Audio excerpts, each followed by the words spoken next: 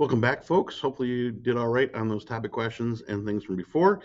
Now I want to take a look at the 7.4 material, which is how you alter allele frequencies in a population. We've already talked about the main way, which is natural selection, but we're going to just recap that a bit and then talk about a couple other ones that are more of a minor effect most of the time. All right, so what alters allele frequencies in a population? Three major factors alter allele frequencies and bring about most evolutionary change. Far and away the biggest one is natural selection, which we already talked about. And then in specific cases, we can talk about genetic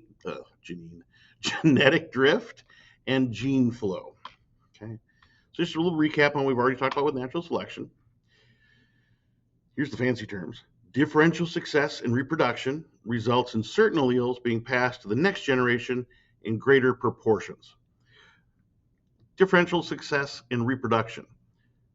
That means some survive long enough and are able to get a mate. And what is influencing whether you survive longer and able to get a mate? Something about nature, something about the environment and the group of organisms you're living in. Okay, so some have an advantage, some have a disadvantage. The ones with the advantage are more likely to get their genes into the next population, increasing the frequency of those beneficial alleles in the next generation after generation. Pause for a minute and put it in your own words. Okay. For example, we can see this in recent history with the allele that confers resistance to DDT in fruit flies. DDT was a really powerful insecticide used back in the 40s, 50s, and 60s to reduce mosquito populations, among other things. Heck, my dad can remember them spraying it in the streets in Portage when he was a kid. And you get this dust coming out and they play in it and stuff. We now know it's bad. It's carcinogen, does a lot of bad environmental things, but it really worked in keeping the mosquitoes down. So DDT, the frequency of that allele that resisted DDT went up drastically after DDT started. It was hardly around at all before DDT, but a couple decades after DDT, it was like nearly 40% of the population had that resistant gene. So natural selection can cause adaptive evolution, which is an improvement in the match between the organisms and their environment. So that is what we generally think of as evolution. Better matching your environment, being more fit in your environment. Natural selection is the only thing that can cause that. The other ones we're going to look at might, but might not cause adaptive evolution. They just cause change. Okay, so let's watch a little video on that, and then we'll come back when we're done with it. Variation is found in human populations and in other populations, such as this population of island beetles. Color in these beetles is determined by different versions of a gene, different alleles. Green is the dominant trait, so green beetles have two green alleles, or a green allele and a brown allele. Brown beetles have two brown alleles. By counting the brown alleles and green alleles, we can calculate that this population has 30% brown alleles and 70% green alleles. The frequency of brown alleles is greater than the frequency of brown beetles because some green beetles have a brown allele. Allele frequencies change as populations evolve. What causes populations to evolve? The island is suffering from a drought, and in this dry environment, brown beetles are better camouflaged than green beetles. Birds are more likely to see and eat green beetles. Over time, brown beetles survive and reproduce more than green beetles. This is an example of natural selection. Individuals with inherited traits better suited to their environment survive and produce more offspring than other individuals. Here, natural selection causes the frequency of the brown allele to increase. Through natural selection, the population has become better adapted to its new environment. All right, so let's move on with genetic drift. A little bit of a math alert here, guys. Something we've talked about ever since you started doing numbers in science, but the smaller a sample size, the greater the chance of random deviation from a predicted result. Okay. So the smaller the sample, the greater the chance of some random deviation from the predicted result. How does this relate to the way scientists like to set up experiments in general? Yeah, we want lots and lots and lots of trials, or lots and lots and lots of samples. Okay. If you run the experiment and you only got 3, goes at it, that's not very big. If you got 3,000 goes at the experiment, you can be much more confident in your numbers, right? Think back to chi-square testing and those kind of things. The larger the sample size, the more confident you can be in your numbers, and the smaller your standard error or standard deviation is. So you're much more confident you're getting close to the right answer. The smaller the population, in the case of evolution, or the smaller the sample size, random things can happen, right? Like you can flip a coin 10,000 times and you would expect to be, close to 500 of heads and 500 of tails. If you got 800 heads or 700 heads and 300 tails, you're pretty sure something was wrong with that coin. But if you flip the coin 10 times and you got 7 heads and 3 tails, that wouldn't be all that unusual. Random chance can cause that to happen. Okay. So genetic drift is basically the same thing, but describing how allele frequencies can fluctuate unpredictably from one generation to the next. It tends to reduce genetic variation through losses of alleles. So if you have genetic drift, you tend to get a loss of diversity within the gene pool. And genetic drift tends to happen more in small populations. I have that in here.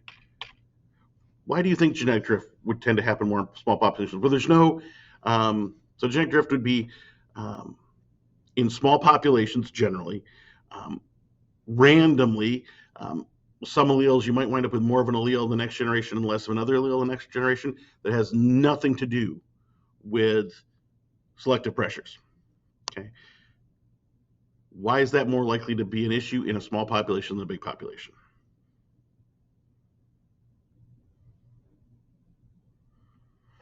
All right, let's go a little deeper into that, and we'll come back and we'll hit it a little bit more and talk about it a little more later, but I wanted you to kind of think ahead on that. All right, so here we can see an example. We've got these plants, same kind of genetics we saw before, and in any given generation, not all plants are going to be able to pollinate and mate with each other. So these are the ones that mated. You can see the allele frequencies down here. So if that's the matings, in the next generation, this is what we got. Hey, we're half and half, equal, cool. But if in that next generation something happens that these are the only ones that are able to mate, maybe some, fire happened on a part of the field and happened to get rid of a bunch of these with the WWs, got rid of a lot of the WWs, and maybe only these plants were able to mate. In a really small population, that can happen, and all of a sudden, bam, we got nothing but big R's. Okay? Not because there's selective pressure that red was better than white or pink, but because random chance on who actually wound up mating and who survived. Asteroid hit one, a cow chewed on these other ones, whatever. In a small population, you can just get unlucky. Or in the case of the red ones, lucky. Watch a little video dealing with that, and I'll catch you on the other side. Genetic drift occurs when populations evolve due to chance events. Let's see how genetic drift affects this small population of beetles. Chance constantly affects which beetles actually reproduce and which of their alleles they pass on. In a small population, chance events produce large fluctuations in allele frequencies from one generation to the next. Here, the frequency of the brown allele has decreased to 0, and the population is left with only green beetles. Genetic drift also occurs in large populations. But in a large population, genetic drift has less effect because it causes much smaller fluctuations in allele frequencies. Other random events can also lead to genetic drift. By chance, this volcano kills more brown beetles than green beetles, causing the frequency of the green allele to increase. All right, so along with genetic drift, there's another thing that can happen, which we call the founder effect. So that occurs when a few individuals become isolated from a larger population. For instance, a bunch of, you got a big population on the mainland, something like might have happened on the Galapagos Islands, right? You got a big population of lizards on the mainland with a whole, a certain gene pool, certain distribution of the different alleles in there. And then one day, a small group of friends was playing on a big old raft of logs and stuff on the edge of the ocean, and a storm came up and blew that chunk of logs out, and they wound up on another island. They're the only lizards on the island, and maybe there's no competition, so they do really well, but it's such a small group, the chances are that they're not going to have the exact same frequencies of alleles in that small group that you had in that big group on the mainland. So you're going to start off with a different set of allele frequencies on that new island, and that's going to impact the evolution going forward. In addition, you probably got a small population separated from everybody else, so you're going to get genetic drift as well. So the founder effect is very similar to a bottleneck effect. Founder is you start a new population somewhere where there wasn't something before. Bottleneck is a sudden reduction in the population change size due to a change in the environment. Say, massive, 100-year-long drought, right? Makes it hard for just about anybody to survive. So only a few survive. Or volcano, asteroid, disease, something. I shouldn't say disease. Disease might not quite be the bottleneck. Bottleneck is reduction in population size to a change in the environment. And if it's drastic enough, those who survive, they may be better suited to it and have better genes, but it also just may be random luck. Like if you're living next to a volcano, and your whole population's around the volcano, it goes. It doesn't matter what your genes are. You either you're caught in it or you're not caught in it. If you're not caught in it, you survive, and the population went from a big population down to a very little population. So you get bottleneck and genetic drift if it stays small happening. So here's a nice thing. So we got this bottle. We're about equal, about half and half blue and white with a few yellows spread in there. Okay. We got some sort of a bottleneck effect that just kills off most of the population. Only a few make it through that bottleneck, through that little squeeze. Everybody else gets stuck back here and is dead. And when you see here, now we've got no yellows made it, and it's mostly blue and one little white. So drastic change in allele frequency from before the bottleneck. Okay, and once again, you're likely to have a small population at that point, so you got a bit of a founder effect going with genetic drift after a bottleneck event. So you could wind up with all white eventually if these blue ones get unlucky, but in this case, we're likely to wind up being all blue pretty quick. Here's a case study of it, an interesting one just south of the border with us. In fact, there were probably some of these in our area as well, but their range was mostly in Illinois. So genetic drift of the greater prairie chicken. These little fun-looking birds, okay? Loss of prairie habitat caused severe reduction in the population of the greater prairie chickens in Illinois. So the population went from big contiguous population to two small little isolated groups right down here, okay, south of Springfield a little bit. Okay, the surviving birds had low levels of genetic variation, and only about 50% of their eggs hatched. So here we can see Illinois, the population size in the 30s and the 60s, pretty big, less than 50 in 93. The number of alleles per locus in the older time, 5.2. In the 90s, 3.7. So big drop in the variety of alleles, in the genetic variation present within the population. Percentage of eggs hatched, back when you had a big population with more diversity in the alleles, 93% hatched, then it went to less than 50. Now you compare that with a couple populations in the 90s that didn't suffer a bottleneck effect and kept big population sizes. Their allele diversity was much greater, and their hatch weight was much greater. Okay. So what then some researchers did in Illinois is they wound up taking DNA from museums. You don't need to know this part for AP Bio, but it's cool. So they took museum samples, and they took DNA from museum samples that were captured before the bottleneck, and they were able to check the DNA there. The DNA before the bottleneck showed that there was way more allele variation before the bottleneck, and then a big loss of variation at several loci for several genes after the bottleneck. Okay? So this showed that the bottleneck reduced allele diversity. And researchers then were able to introduce prairie chickens from populations in other states. And when they did that, that increased the allele frequency, or not the allele frequency, the allele variation. And when they did that, the birth rates went way up. So you can see some of these effects of populations getting smaller and smaller and smaller, how drastic an effect it can have. And it can actually bake in some negative alleles as well via just random chance with the bottleneck effect and genetic drift. Okay. So a little summary of genetic drift. Genetic drift is much more significant in very small populations. It's really not an issue in big populations because any randomness, just like in sample size, small populations, randomness can have a big effect. Big population size, the random, you get random, these guys die in one area, but these guys, same guys live in a different, so it kind of cancels each other out. So it really only is affecting small populations. It can cause allele frequencies to change at random. Okay. Genetic drift can lead to a loss of genetic variation within a population. We see that in the prairie chickens. In fact, genetic drift can even cause harmful alleles to become fixed. So it's the only allele available. And then that population, once that sets in, is pretty much doomed. We saw that in the, we didn't talk about you, but if we get to ecology, we'll probably talk about Isle Royale wolves and the small population there and how some harmful alleles got fixed in that population, and that population plummeted right down to nothing. All right. The other concept I want to talk about here is gene flow. This is kind of the opposite. So genetic drift and the bottleneck and founder effects, that happens when you get groups that become very small and or very isolated from other groups. Gene flow is kind of the opposite.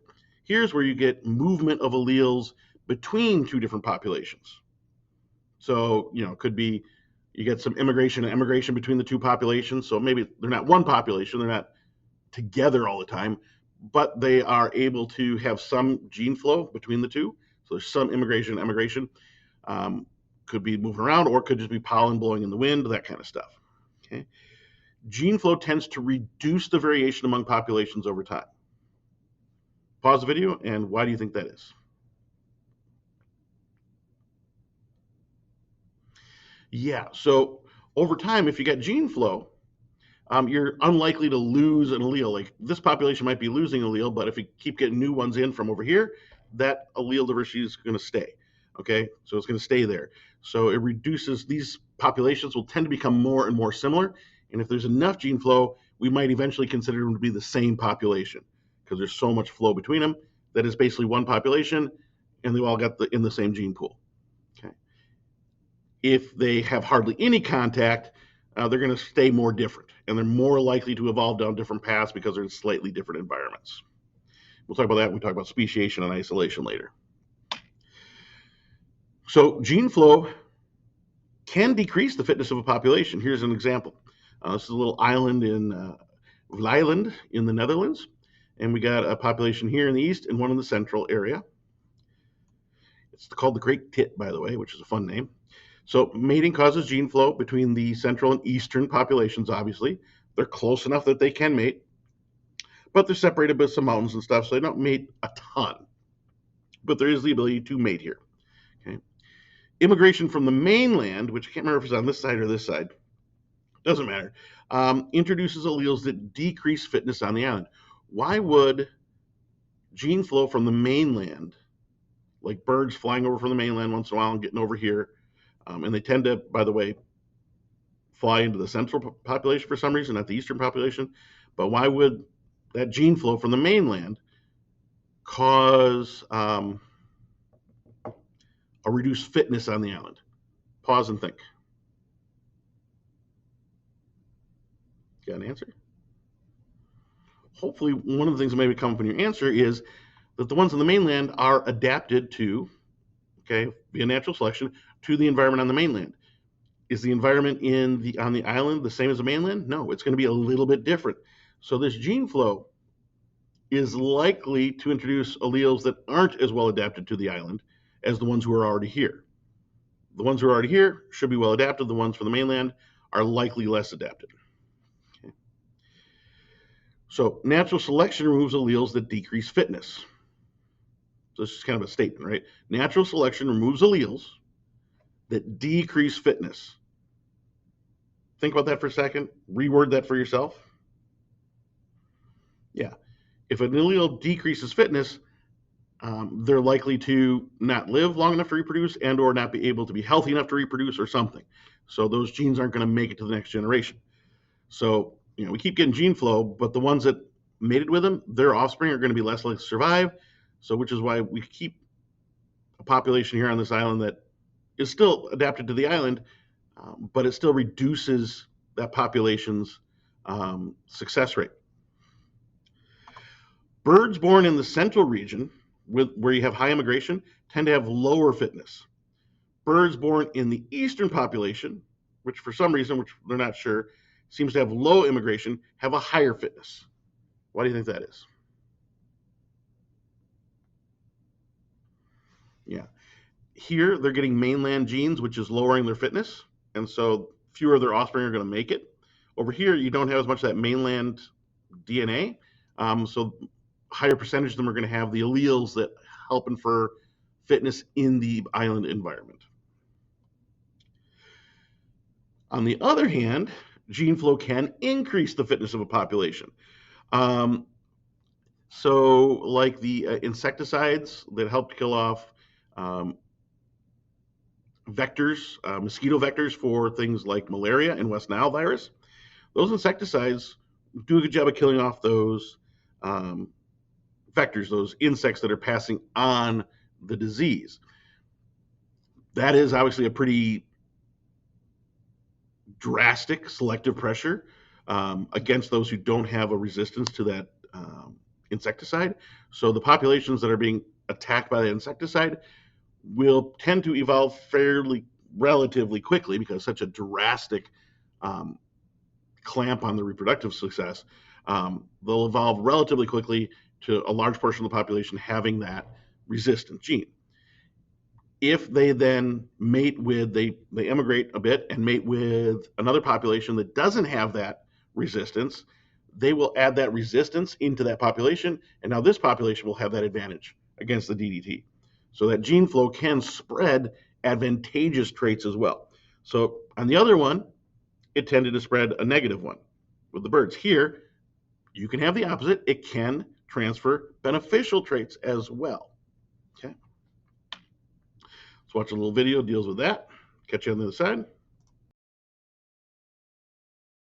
Gene flow describes evolution due to individuals moving into or out of a population.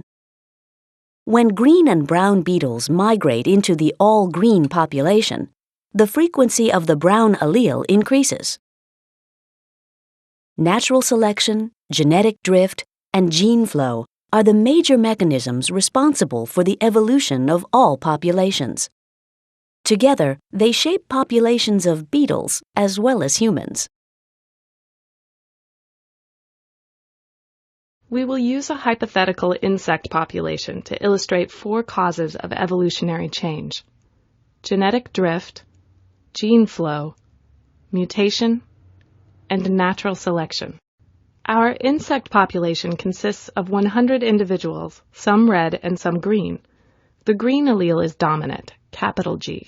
The red allele recessive, little g. The bar graphs show the frequencies of green, capital G, and red, little g, alleles. The frequencies of homozygous dominant, capital G, heterozygous, capital G, little g, and homozygous recessive, little g, individuals. And the number of green and red individuals in the population. Assume that our starting population is at Hardy-Weinberg equilibrium. Now let's look at some hypothetical scenarios that demonstrate 4 causes of evolutionary change. A windstorm has dramatically reduced our insect population. Such a small population is subject to genetic drift, a random change that occurs in a small gene pool due to sampling errors in the propagation of alleles. It is difficult to predict the allele frequencies from one generation to the next in a small population because chance plays a greater role in allele distribution. By chance, only red alleles were passed on to the next generation. Note that the increase in the frequency of the red allele and red end sex had nothing to do with any particular advantage of being that color. The increase was purely due to chance, hence the term genetic drift. Chance occurrences like this are much more likely to affect a small population, like this one. Gene flow is change in the gene pool due to migration of fertile individuals into or out of a population. Most populations are not completely isolated, and migration of individuals, or gametes as in plant pollen, can alter the gene pool. Mostly green insects left the population, and mostly red insects migrated in from elsewhere, increasing the frequency of the small g allele. As a result, the next generation has more red individuals. Mutations are random changes in an organism's DNA. A new mutation that is transmitted in gametes can immediately change the gene pool by substituting one allele for another. Imagine that we can see mutations happening, shown here by yellow flashes. Mutation can change a red allele into a green one, or a green allele into a red one.